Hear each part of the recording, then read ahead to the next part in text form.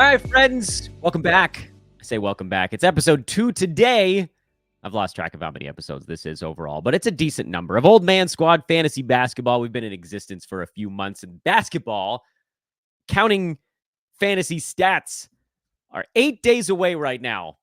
And what better way to celebrate an 8-day countdown than by chatting with our good buddy Noah Rubin. Noah, good day to you, sir. By the way, you can find him on Twitter at NoahRubin22. I should have done that and then said good day, but you deal with my idiocy. No, what's up, dude? How you been? Dan, I'm doing well. It is still a good day, no matter when you say it. Like, doesn't really matter the order to me. So I'm good. I'm excited to be here. Excited to be podcasting. It's been, I guess, a little bit longer than I probably would prefer between me just doing shows in general. Not even my own show. That's hard enough to do as it is. But it's the worst time of year to not be doing shows, and that's just the way life has been. So I'm excited. This will be fun.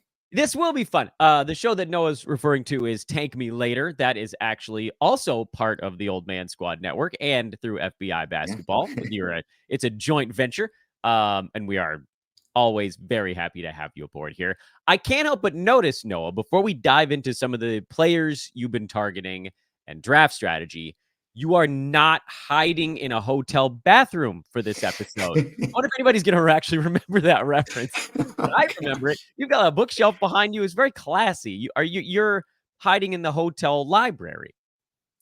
Correct. Yeah, I'm always living in a hotel somewhere. Now, this is my home office. I have my, little bookshelf behind me.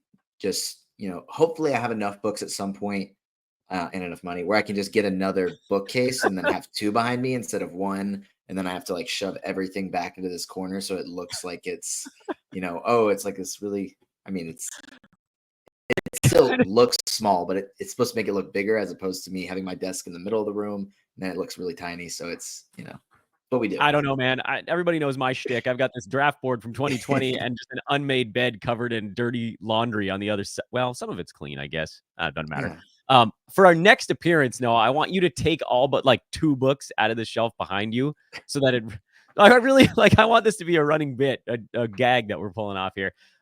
We are going to get to Noah's targets in about 30 seconds. First, I got to remind you all that BetOnline is the world's most trusted betting platform and your number one source for everything sports betting. Every stat, every matchup, every breakdown, even live odds and spreads, they've got it to bet on during games. BetOnline has the largest catalog of odds on everything from football to baseball playoffs to hockey to basketball to political props. And when the games are over, head to the BetOnline online casino, get down on some blackjack or poker, unwind with one of over 150 slot games. Head to the website today to get in on the action with America's most trusted site for online wagering, BetOnline. The game starts here. Noah Rubin, 22, host of the Tank Me Later podcast on FBI Basketball on the Old Man Squad Network. Where would you like to begin today? That was a lot, by the way. That was my like Ace Ventura, Ray Finkel thing. It's phenomenal. Did a great job. Thank you. We could, so I'll give you like a choice A and choice B, and I'm fine with either. We can either start with potentially an option at pick 5, which I know is probably, very controversial. I think everybody has some sort of opinion, or somebody a couple rounds later. Either one is fine with me. Let's start at the top. Let's go nuts. Let's, so like I said, pick 5. Everybody knows the first 4 picks. I'm going Giannis at pick 5. So I haven't listened to anybody else's shows really just to see like if everybody agrees with me or not. So apologies, Dan, if you've talked about this a bunch and you've had a 5-minute rant about why you shouldn't go Giannis at 5, but that's what I would be doing. I would be locking in Giannis at pick 5, coming off a really good year, and then probably just punting free throws. So that's what I would be looking to do. I think there's some guys that go in like rounds 4, 5, 6, extended on. That aren't great targets, but are maximized by a punt free throw, and then potentially punt threes. If you go like a Giannis round 1, get lucky and like a Sabonis falls a little bit, but probably not. But then like a Zion Paolo Banchero pairing later on. So there's, I think, leaning into a hard punt after kind of missing out on the first 4 picks is probably my go-to strategy. I don't know, Dan, what do you think? I actually have a ton of questions for you on this one because I find it hard personally to. Okay. No, I don't think there's a right or wrong answer to this. Like, you can very easily win your league with Giannis as your first round pick. You could very easily win your league with Giannis as the number 1 overall pick. I wouldn't recommend it, but like, there's nothing wrong with this. I Mm. personally find it hard to lock myself into a punt after my first round pick. How do you deal with Noah? And this gets into draft strategy a little bit, which was going to be something we talked about a little later on in the show, but I think we can just weave it in right now. How do you deal with this idea of, okay, these are the guys that I really want to get in the second round? What if they're not there? Like, what if you can't get your, second rounders that typically are going with Giannis are guys like LeBron, Scotty Barnes, De'Aaron Fox, Alperen Mhm. Şengün. What happens if you don't get your punt target? How do you pivot off of that? That's where my heart rate starts to pick up on draft night. Yeah, I think it's something where I say lean into a punt free throw situation, but if something like that happens where like it gets back around, what would that be after pick 5, like pick 18, 19 on the way back? Yeah, something like And that. all of those guys have gone, which I'll take LeBron out of that. I'm probably not drafting LeBron in the second round, which we talked about previously. But if like Right. De'Aaron Fox is gone at pick 18 or whatever, then somebody fell that wasn't supposed to. So let's say Good point. Kevin Durant is there at pick, 19. Okay, fine. I'll take KD. He's a really good free throw shooter. Maybe we don't have to punt free throws. Like, yeah, like fine, I'll take KD at 19. So I think it's that kind of thing where it's like, okay, if things go where they're supposed to, probably De'Aaron Fox, second round, not a great free throw shooter. Cool. If De'Aaron Fox is gone or some of these other guys are gone and somebody that was supposed to go 5 picks before is still there, then I'll pivot. I have no problem not punting free throws with Giannis. Um, but I think that's kind of like a rationalizing it in my head, just like, okay, we didn't get the first 4 guys, cool. The next 5 guys are kind of like, take your pick. I'll just go Giannis, and if I have to punt free throws, like, cool. It gives me a little bit of a direction, helps me feel comfortable drafting everybody moving forward. However, like you said, I'm not like locking myself in, can't draft good free throw shooters. Like I'll pivot if I have to. Yeah, and sometimes you almost have to make sure that you don't miss out on some of the guard stats. So there's that other side of it. Right. When you're prepping for a Giannis team, and again, I don't think there's anything wrong with this. I think it's harder to do in Roto because For sure. if you accidentally punt a second thing, like you're punting free throw, you might accidentally punt threes. Like you said, you in head to head, you can do it. Screw it. Punt 2 things, not that big of a difference. You can still try to win 7. It's hard to win Roto if you're taking 2 ones. Not like you can very much still pull it off with 1. But putting Roto aside for a minute, which is hard for me, but I'm going to do it here. Do you know when you're prepping if you obviously, if you get the 5th pick, you kind of have the choice of what you want to do there. If you get like, would you ever think about doing it at 4? Just quick yes or no, and then I then I have a really long follow up question. No, you're still No, going I Shea wouldn't. there. Okay. Yeah. All right. So pick 5, pick 6, maybe he falls to you. Pick 7, you might somehow end up with him. Pick 8, you probably are assuming he's not going to get to you there. Do you, when you're preparing, do you have 2 or 3 guys you're kind of eyeballing in each round before the draft even starts? Like, okay, I got 5th pick, I got Giannis. How do you plot a course through the draft? Do you have a pretty good idea where you want to go even before it starts? I don't. Maybe I should try that whole like preparation thing out. But to me, I'm just kind of like waiting for the draft board to happen. And then when I get, 2 or 3 picks away, okay, these are my options. So it's not like I had this guy that I was like, okay, no matter what, got to get him in round 4. Bang, he goes 2 picks before. And I'm like, this throws off my whole draft. I'm not even because, sometimes guys go way early or, they just don't follow you the way you want them to. So 2 or 3 picks before, I'm like, okay, I'll set a quick queue of 3 players. So it's like if all of them are there, I'm going to go with the first one. And then if, as it goes, that way it's not like if there's 3 picks before me, I guess with 3 picks before me, I'd put 4 guys in a queue. That way, worst case scenario, I take the 4th guy and then, move on. If somehow one of those guys makes it from the queue, makes it back around to me, then I'm golden. It makes it even easier. But no, I don't really go in with like, this is going to be my round 2, round 3, round 4 target. How do you make sure you get the hard to get categories in a free throw punt, like threes and assists?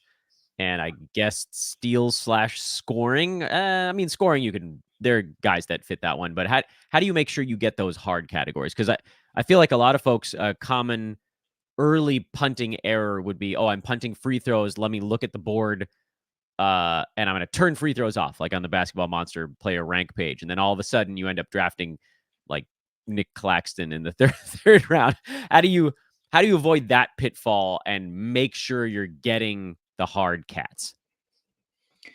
I think it is kind of important to get a guy like, I think De'Aaron Fox, just going him in the second round helps with that a lot because he does get you points. He does get you threes. He isn't a great free throw shooter. I don't remember his exact steals number off the top of my head, but I feel like they're at It's very least good. Yeah. good. Okay. So good to great. So I guess getting him, and then if I can, if not, then pivot elsewhere. But I guess it's not leaning too hard into let me get the worst free throw shooters. It's just let me get the categories that I have to get, which is something that I actually need to be better about, because sometimes I'll be like, okay, like who's the next best or the worst free throw shooter that should kind of go in this range. Right. Get them. But that's not really what we're supposed to do, and it's something that I'm trying to be better about. But I think it's, if I get a guy that's an 85% free throw shooter, it doesn't like ruin my team. And a lot of the times, especially if we get into the later rounds, like guys that are good free throw shooters may take 2 per game. So it actually doesn't impact your free throw percentage. However, like I said, if you win free throw percentage when you're punting it, that's not a bad thing. If it happens to happen from time to time, it's not a bad thing. So I'm not going to avoid good free throw shooters. Yeah, that's the magic of head-to-head, man. And Roto, over an entire season, if you have the worst free throw shooting team, you're going to be last. Yeah. Head-to-head, you might go 3-15, which might still be the worst in the league, but there were still 3 wins in there, and it's a weird thing to sort of internalize mentally. Last question on draft strategy while we're on Giannis, and then we can get to your second name of players you're targeting.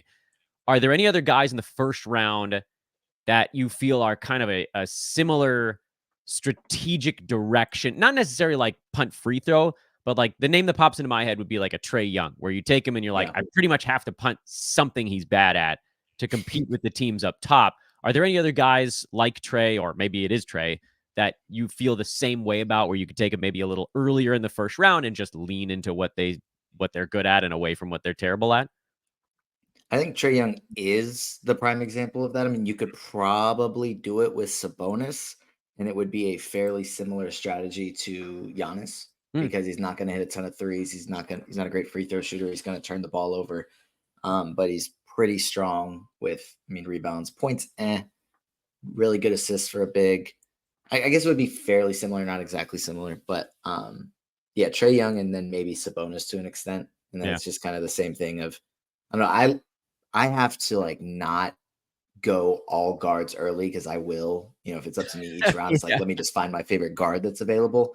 But it is fun to start with like a Trae Young. I mean, you could reach at that point and get any number of guards that are going in round 2, late round 2. Like if you go like Trae Young and LaMelo back to back, like by ADP or rankings or anything, you might be reaching both of those picks, but that's a great way to start a draft. Like that's such the team fit there is really exciting. Yeah, you punt field goal and turnover, and you got like a pair of mid first rounders that in 9-cat are not going to be ranked like a pair of mid first rounders. But yeah, like, and I don't want to take us too far off the planned course here, but it's part of why I find punt points so appealing is that all of these guys mean nothing to me. I just want a guy in the first round who has volume and efficiency, and I can build around that easily, because that guy is going to take care of my percentages, and then I'll just get everything else from all these guys that don't score. I'll get my Freddie VanVleet selection of steals and blocks from a little guard and assists and whatever. And I mean, Jalen Williams is not as easy to get now as he was like a couple weeks ago, but these efficiency guys, and I mean, Kawhi Leonard's going at like 50 all of a sudden, and I get it. He's banged up right now, but also 50 is a little bit crazy. Okay. That was fun. I'm glad that we did that. Noah, tell me a little bit about what you're working on before we get to player number 2. Oh, Dan. Not fantasy stuff a ton, but a little bit here and there. Hopefully going to get some sort of podcast episode. I have it in my notes to like do a podcast. I don't know what it's going to be, but I'm going to do one at some point. But other than that, it's preseason prep, getting ready for the season, a lot of blurbs. I know you shared it on Twitter. Thank you for doing that, Dan, about the RotoWorld draft guide that we put a Of lot course, of that's so hours cool. into. I didn't know that until I think was it Roth that put that tweet out? Or no, I think I saw Kurt's tweet actually about it. That's Roth told me about it when we were off air that you guys are putting out the whole draft guide for free. That's wild and amazing. Yeah. Yeah, it was just a different format they wanted to go with this year, like kind of like the virtual magazine, which was cool. It was a little different. But yeah, I think it was really cool that it ended up being free. So hopefully people check that out and like our work because we put a lot of time into it. So And I would assume that more people can see it. No, I'll get some links from you in our Twitter DM so I can throw those in the show description. But folks, and that's the beauty of being a guy who just hosts a show. That's what I am right now. I have no draft guide. I have nothing that I'm trying to push onto you folks. I want everybody to see the good stuff out there. That is incredible that you guys are putting together this free draft guide. And that's like, it's just great to put so many eyes on it to get people information like that. So a job well done. I'll make sure anybody that will listen will head that direction. We're talking to Noah Rubin at Noah Rubin 22, host of the Tank Me Later podcast, scribe of the free RotoWorld draft guide. I'm going to add to the promo as we go here. Where do you want to go with player number 2? Because we managed to do the show kind of in reverse order from plan, but I thought it worked out well. yeah, it did. We'll talk about, if you're okay with it, talking about Tyrese Maxey, Yeah, let's talk because about Tyrese Maxey. I already really liked Tyrese Maxey. And then there was a quote today, I think it's Tim Bontemps from ESPN, where it was in his article, Embiid saying, I don't think I'll ever play a back-to-back again. And I think in there it also was saying they're going to be very careful with Paul George, and he may not play many back-to-backs. So you're looking at about 15 games where Tyrese Maxey is the guy, like unquestioned. And then obviously he's still going to be really, really good when Paul George and Joel Embiid are playing, though it's at least 15 back-to-backs that they're missing. And then who knows, maybe other injuries force them to miss more time. So this could be a huge Tyrese Maxey season, excuse me. And I feel like it might have already changed at this point, but getting him late third round was pretty realistic. Maybe he starts to fly up the board a little bit now, but I know in I think it was the industry pickup 9-cat snake draft league, I was deciding between him and Jaren Jackson last night or 2 nights ago, and I made my pick. And I went Jaren Jackson because of my rule in my head of you have to get some sort of big man early because I will draft all guards for like 7 straight rounds. So I was like, I'm going to go with the big man. You didn't draft a guard until the 4th round in that draft. I know, because I literally told myself, stop drafting guards so early. But also just the way the board fell in that one, right. Which, speaking of, I forgot, like, we're right next to each other in that draft. I was going to go Jaren Jackson or Tyrese Maxey. I should have went with Tyrese Maxey with the hope that Jaren Jackson made it back around me because that was definitely more realistic. Rhett got him with the next pick. Yeah. But I think every round, maybe not the first round because it was whatever, but the other guy, no, it was including the first round too. The other guy I was thinking about went next, which made me feel a lot better. So like I went Kevin Durant. I was deciding between him and Donovan Mitchell. You went Donovan Mitchell. I was like, cool. And then same thing, Jaren Jackson and Maxey, and then John Morant and Desmond Bane with this last round. So yeah, it makes me feel confident drafting between you and Rhett. It's not good. It doesn't make my life easy, but it makes me feel a little better when you guys take my guys after I don't. You were the burger in a Rhett Dan sandwich there. So that's that's an interesting spot to be. Rhett and I tend to draft somewhat similarly, but he ended up with Embiid in the first before this news broke. Although I think the assumption was that like Embiid was never going to get above 65 games this year. We pretty much all knew that anyway. But yeah, Rhett and I tend to draft very similarly. I have kind of gone a different direction in this draft. And I'm happy to be in this today. I was an industry pickup last year, just scheduling stuff, but I wanted to make sure that I got in there for this one. And then I've got Eric Ong on the clock right in front of me. And I don't know if the blooping noise came through on the podcast, but that bloop was because it was telling me I'm on deck. And I've tried 1,000 times to turn off sound, and it still somehow punches through. Fantrax, please.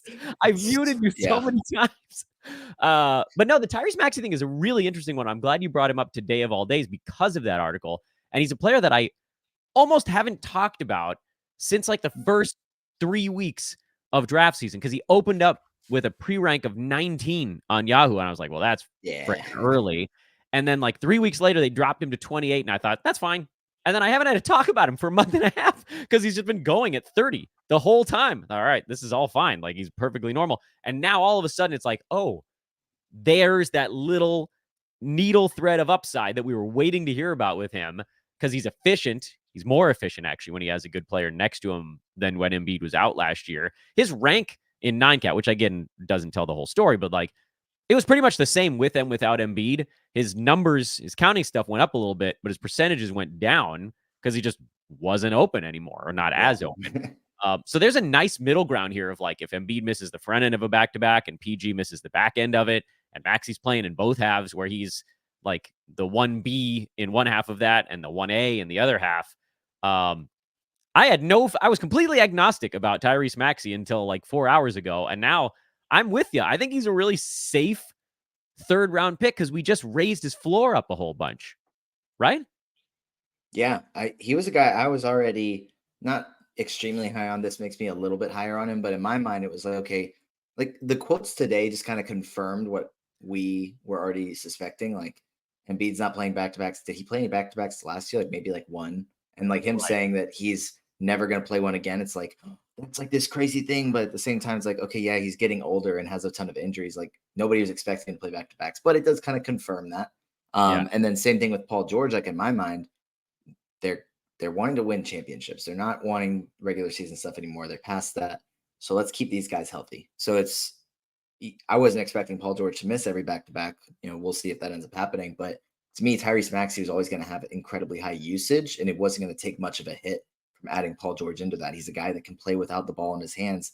Having Paul George spacing the floor with Tyrese Maxey and Joel Embiid, attacking, like, that's phenomenal. That's a great team right there. So I think that they'll lean on the younger guy with Tyrese Maxey like a lot during the regular season, and the quotes today just kind of confirm that. So yeah, if you can get Tyrese Maxey, and especially in like the later parts of round 3, then that's just incredible value, and I would be happy to take him a little earlier as well. I know you have 2 more guys to talk about. Would you consider, the answer in Roto Games Cap is yes. So again, let's shelve that for a minute. Would you consider an Andre Drummond move of any kind on this news, or still not enough really? So I think spending a draft pick on him just doesn't make a ton of sense, because it would be 15 very good games at least, maybe 20. So like, I probably wouldn't spend a draft pick on him and just hope that I can stream him in at some point. I haven't looked to see when Philly's first back-to-back is, but until then, like, I don't know if I really want to get 15, maybe even less minutes per game of Andre Drummond, just in the hopes that, okay, when Embiid's out, he's going to get 20 rebounds. So like, I mean, he's getting older too. Like, obviously still a really good rebounder, but is he going to be this elite streaming option every time Embiid sits? Like, that's not enough for me to actually draft him. Right. Yeah, I think I'm on board with that one as well. Player number 3, who's next on the Noah Rubin fan chart?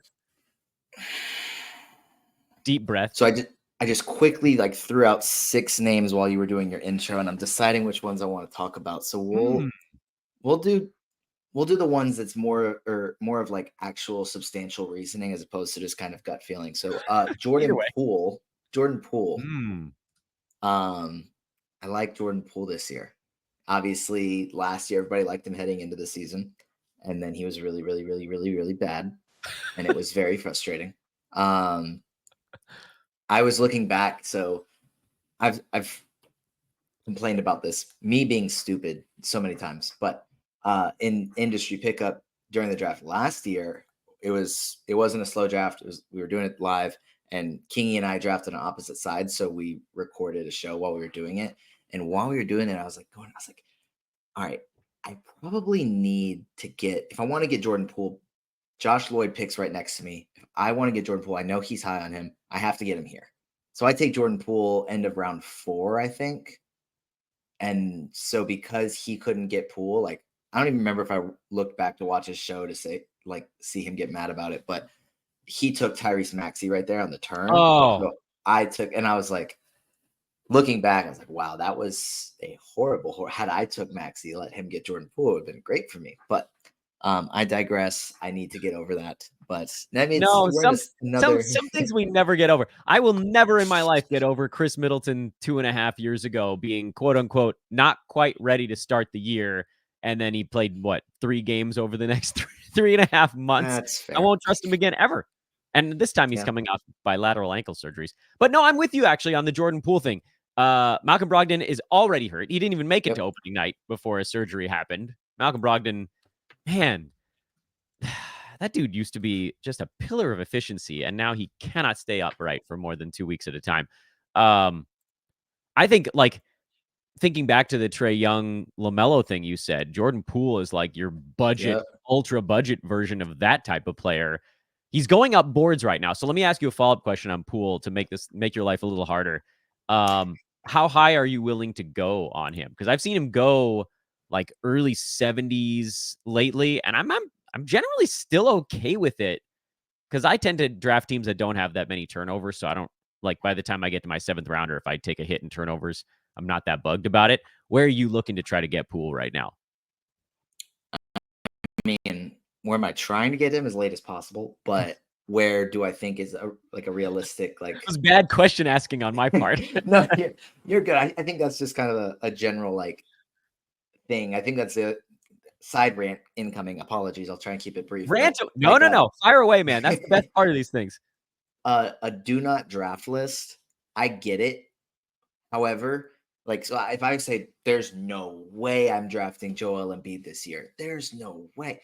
If he's there in round 2, I will take Joel Embiid. Like, and that's why I think everybody like, oh, it doesn't matter. Like, there's no way I'm taking Joel Embiid. If Joel Embiid is there in round 5, you will draft Joel Embiid. I promise. Yeah, we need to. I'm guilty of it. By the way, no, I'm fully guilty of it because now I have to like worry about what's going to get people to click on a YouTube video that I didn't have to worry about 2 years ago. So there's an episode that like the graphic says "Do not draft list," and then if you start the episode, like the 4th sentence I say after I say hello is like, "This is not a do not draft list. This is a don't draft. This is a don't draft them where they are list." But that doesn't look pretty in a graphic. This is a do not draft where they are. Like you have to have the little whisper at the bottom asterisk. Yeah. So with that in mind, how early are you willing to go on Jordan Poole? Yeah, I did a better job there. There we go. That was much clearer phrasing. I can get on board with this. I think probably, I mean, you said early 70s. I think 75 is probably like that range is probably the earliest I would go because I feel like, I mean, based on what happened last year, there's still a chance that it just doesn't go well. Like, I think that has to be a little bit of a fear. Maybe he just doesn't play well again. But I think the fact that he is playing point guard, like what he did down the stretch last year, he was significantly better when he was the lead ball handler. Now Tyus Jones is gone, Brogdon's hurt. I don't think they're going to force Bub Carrington into a starting role early on. Like I think Jordan Poole, I mean, well, they said it that Jordan Poole is going to be their point guard. So God help him. Could he? Yeah, like I mean, is it going to win games? No. Is it going to be good for fantasy? Maybe. So yeah, I think Jordan Poole getting him at 75, there is still upside there for him to be like a top 50 player. So I think, I mean, if you're taking him in, the 60s, that's probably early because it's like best case scenario, you're getting a little bit of value there. So if you're able to get him 75, 80, even later, then there's a ton of upside for him to make up a lot of value. Love it. Who is? Well, you know what? Let's do number 4, and then if you want a lightning round in the last 2, that's also fair. I don't want to stifle you. Well, I want to always have an extended conversation talking about Dyson Daniels. Yes. I don't know how much time you've talked about Dyson Daniels. Well, we had Adam King on the show late last week. So then you definitely did. Okay. That one has worked out every time we've done the show. Adam and I, over the past like 2 months, we've had at least a few minutes of Dyson Daniels because it works out perfectly. Because I already liked him for Dynasty, but now he's a Hawk and he's also from Australia. So like it just kind of like mixes our worlds, and we're both so high on Dyson Daniels. So because it was like we had just like first mock of the summer. It was like July. He's like, yeah, I'd probably take Dyson Daniels like top 100, maybe in the 80s. I was like, you can't say this because then his ADP is going to rise. We're never going to get him in drafts. He has to be a late round target. We have to talk about him as a late round target because also if you're taking him at 80 or whatever, like it's probably not going to go well. But Yeah, the steals at least are going to be really good. He's yep. a nice secondary, even third playmaking option for the Hawks behind Trey and probably Jalen Johnson. But I mean, in limited action last year, his numbers were still pretty decent. And so I just think playing alongside Trey Young, like this is the best point guard he's ever played with. I'll say, at least in the NBA. I don't know everybody he's played with, but um, he hasn't been a great shooter, but I think he'll be able to get some open looks. So I want to say that he hit a. Actually, I don't want to say that because I don't remember for sure. That the shot looked okay during the preseason. I don't remember the exact numbers. So maybe he just hit one or two, but I think playing alongside Trae Young's going to open up stuff offensively. There was at least a clip I remember of him doing a backdoor cut, and it's like Trae Young will find him and he can cut, and those are easy looks. So he kind of does a little bit across the board. I think he'll start with Bogdanovich as the sixth man because I think that makes sense. Having Dyson Daniels as the primary defensive guy, just getting a ton of steals. I think it's going to work out really well for fantasy and really well for the Hawks. And they're just going to be such an interesting, hard to project team this year, just because there's so much unknown at this point. But where again, sort of needling down. Oh, curse you, Fantrax! You hit me again with another bloop right in the middle. Did you hear that one or did it not come through? I didn't. I actually have my fan track sound off. Oh, Actually, it may have been a different draft because it's killing me right now. It's coming through on the audio only version. Even if the YouTubers were spared the indignity of a bloop bloop, the audio folks are getting it. I'm so sorry, everyone. I'm in 2 fantasy track or fan track slow drafts, and every time I navigate over to the page, it says audio blocked. I'm like, great, that sounds perfect, and then not blocked. I threw the Dyson Daniels game log up on the screen for those that are watching. There are these games in here, and I know it's kind of small, so it's not the world's easiest thing to see, but like, here's one last year when McCollum was out. He had 6 points, 6 boards, 5 assists, and 6 steals. But he also went 0 for 6 from 3-point land. There were indeed a Yahtzee on sixes on that ball game. But that's the kind of thing that you're looking for. Like, you're not expecting him to score 15 points a night. Like 7 defensive stats is an absurd number that changes a week to week and head to head, changes things even in roto. Like, you might have lost steals and blocks by 6. That might get you an extra couple of roto points in the course of a season. yeah. So where Noah Rubin 22, where are you? Because we know late pick. For you is late pick after 110, 115, 120. Where are you trying to make your move on a Dyson Daniels to sort of make? Let's assume that Adam King is not in the draft with you, and you don't have to get him at 85. Kingy, we're looking at you, bud. In a regular draft, where are you trying to get him to make sure you do get your hands on Daniels? Well, I'll tell you what, I got him in a draft that I'm actually in with Kingy, which actually looking back, very surprised that he took freaking Ben Simmons 2 picks before I took Dyson Daniels. Very interesting. Oversight. Very interesting that I'm looking back at that. But that was round 12 in a 10-team league. So that's like 120 something. I'd be happy to take him.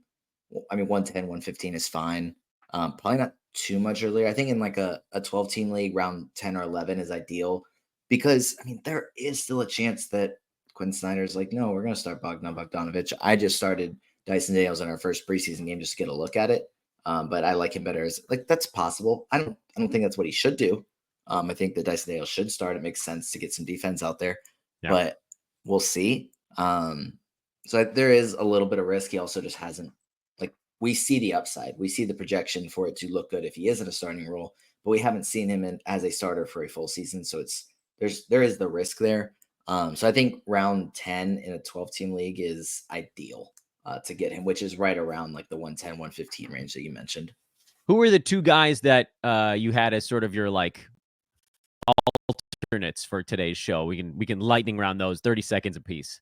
Yeah, one of them was Bradley Beal. And I think a lot of people are very low on Bradley Beal because he wasn't good last year. But I think it's very similar to Jordan Poole in that the second half of last year, he was really good. And it kind of went under the radar a little bit. He had a quote a couple of weeks ago. I don't remember what interview it was where he was saying like, oh, I missed 30 games and we were still, won a lot. Like had I been healthy, we would have been really good. I'm like, when he was healthy, they were able to get him in rhythm and he was much better than he was early season when he was in and out of the lineup. So hopefully he's healthy. I think Coach Bud will have him shooting more threes.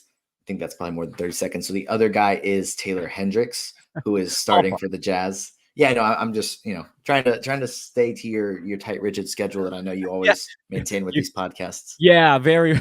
That's how very focused, very, very organized, set agenda shows here on Old Man Squad. Taylor Hendricks, say. Yeah, Taylor Hendricks, who started, I think, every preseason game so far, I think. So just having him, like, I loved him in dynasty leagues. Didn't expect him to start. I said, like, there's kind of a chance that he starts this year, but they made the move, and hopefully that sticks heading into the regular season. And he's got a great fantasy, well-rounded skill set. Can do some defensive stuff. Can hit some threes. So assuming he starts, like, I think Taylor Hendricks is going to be my late round target in most drafts. He is Noah Rubin. Noah Rubin, 22 on the socials. Go check him out there. He's with RotoWorld.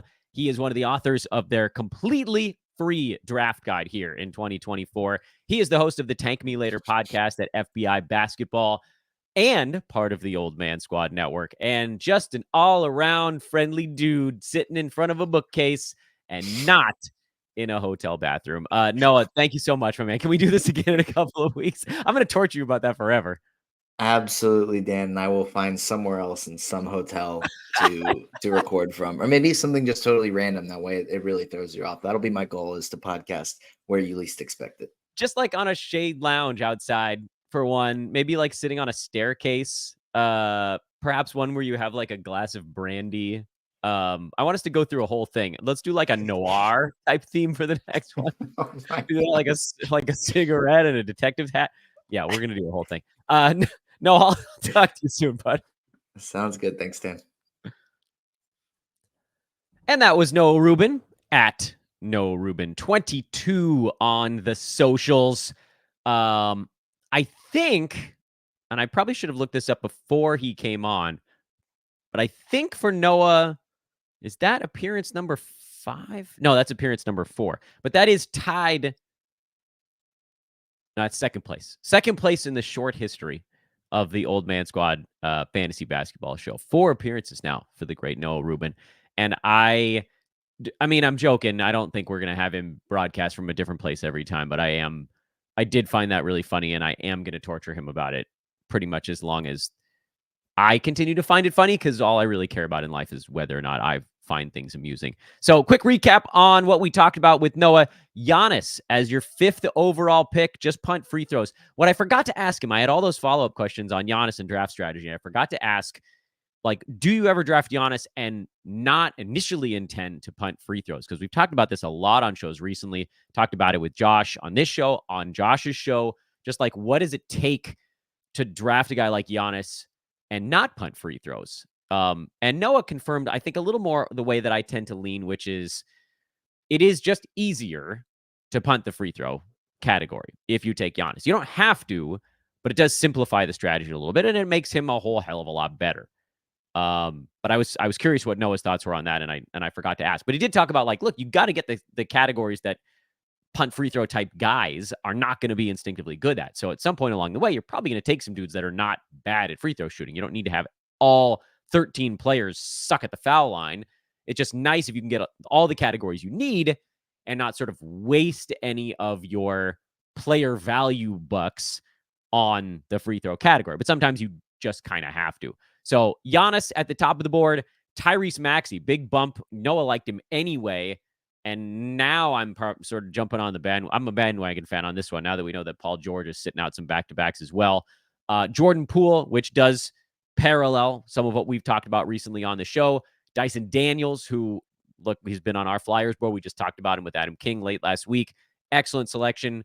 Bradley Beal and Taylor Hendricks were the other ones. Hendricks more of the late type, and then Beal, of course, going more towards, I think, the 6th round now, which is a little earlier than before.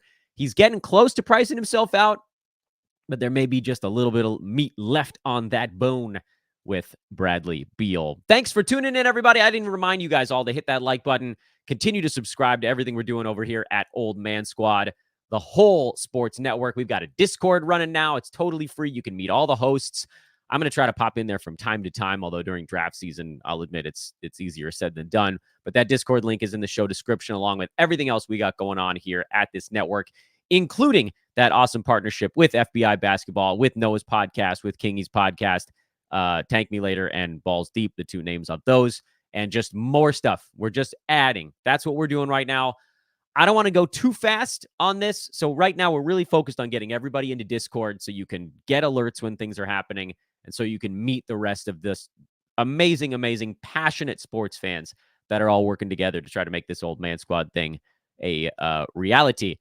I am at Dan Besbris. Follow me on Twitter. We're doing a lot of stuff over there. Old Man Squad on Twitter. If you want to follow back, it's taking me longer to get to it these days, but it'll do it. I promise. Old Man Squad Fantasy over on Instagram. Have a great rest of your Monday. Back with you tomorrow. We'll just keep rolling on through all of this amazing stuff. The Old Man Squad, the actual list of players where that name of the network was originally founded, that's coming up at some point later this week. And then a YouTube listener had an amazing idea for a show that I probably should have come up with on my own, but that is big preseason takeaways. Some of that is going into these shows when we talk about players, but like, what are the things we've found that really move the needle during games that don't count? I'm Dan. Big thanks to Noah once again. We'll see you guys next time.